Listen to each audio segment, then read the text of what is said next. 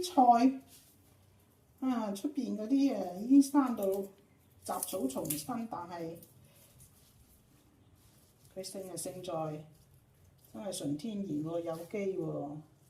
嗱，雖然咁多草啫，真係要花啲時間去挑下佢嘅，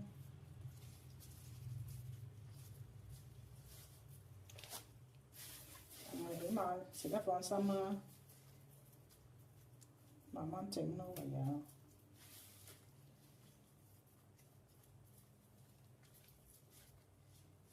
好多草啊，草仲多過菜。買啲整埋咁多嘅喎，一嚿一餐，再揀下添。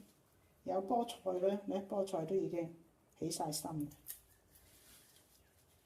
菠菜啲麥菜，你睇菠菜起晒心，食唔切嘅，一到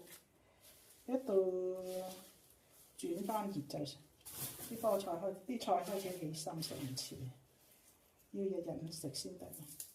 但係食開呢啲菜咧，你話去市場買嚟食咧，真係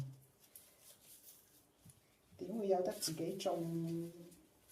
自己睇住佢大，同埋自己全部落啲花生菇啊、有機肥落去，一啲化肥都唔落，食得咁健康啊，咁放心啊！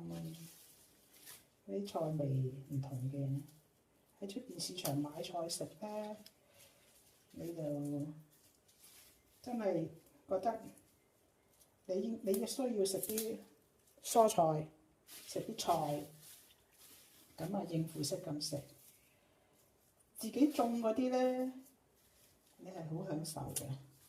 嗰啲菜味啊，同埋食嘅嘢，你係好中意食，唔係為咗任務咁去食，係好中意去食。但係呢啲你真係要，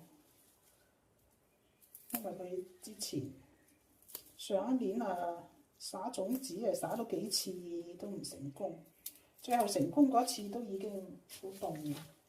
呢啲菜咧，特別呢啲菠菜咧，你要靚咧，就即係到10月份到你就好撒種子啦。但係10月份嗰次種子撒落去都唔生，跟住撒咗幾次先至。